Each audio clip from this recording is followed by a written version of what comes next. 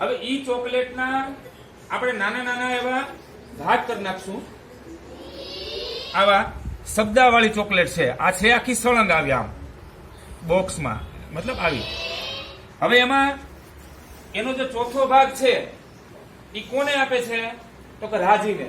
તો આના બે ભાગ આપણે ચાર ભાગ પાડશું. દાખલા તરીકે અહીંથી વચ્ચેથી આ મૂકી દેવું પેન્સિલ, અને આડેથી એક પેન્સિલ આ મૂકી દેવું, તો ચાર ભાગ થઈ ગયા ચોકલેટના. તો એનો ચોથો ભાગ એટલે આ થયો, આ ભાગ. તો આપણે રાજીને આ ચોકલેટ આપી દીધી.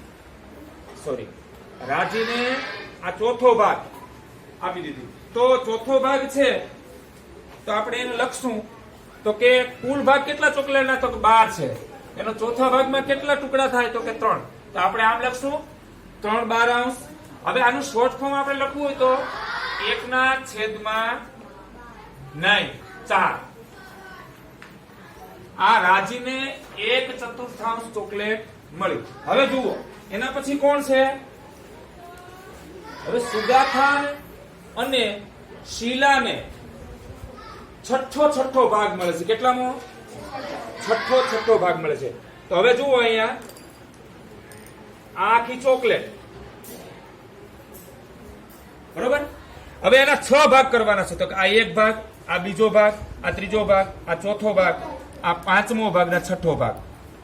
તો આપણે આમ ઊભા ભાગ પાડી નાખશું આ રીતે.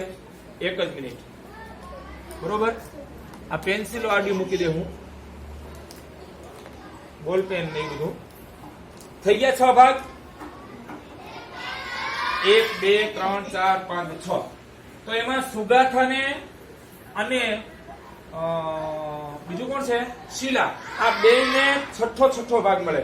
તો આ સુગાથાનો એક ભાગ અને આ શીલાનો એક ભાગ. તો બે ને આપણે એમ લખશું બોર્ડમાં. તો 2/12 આ સુગાથાને, અને આનું ટૂંકું રૂપ આપણે એમ કરી શકીએ 1/6. 1/6. પછી શીલાને કેટલું? તો કે એને પણ છઠ્ઠો ભાગ મળે છે. તો 1/12. તેનું ટૂંકું રૂપ આપણે કેમ કરશું? તો કે 1/6. આ 1/6 કેમ આવ્યું? તો કે 2 × 1 પછી છેદમાં 6 × 2. તો 6 2 12 બરાબર 2 1 2. સમજ પડી ગઈ? તો સુગાથાને પણ 2/12 મળશે અને શીલાને પણ 2/12 મળશે. હવે જુઓ તો બાકીની ચોકલેટ જે હતી તો બાકીની ચોકલેટ મંજુ પાસે કેટલી હતી? એ ખાઈ ગઈ પોતે. તો કે આ 3 જે ત્રીજો ભાગ હતો, દાખલા તરીકે ફરીથી આ 3 ચોકલેટ તો પેલા કોને ગઈ હતી? રાજીને ગઈ હતી. કેને? હવે આ ચોકલેટમાંથી આટલો ભાગ વધ્યો. આ કેટલી? 3 ભાગમાં કેટલી ગઈ? તો કે 12 ટુકડા ચોકલેટના ગયા. સોરી, 7 ટુકડા ચોકલેટના ગયા. વાહે વધ્યા કેટલા?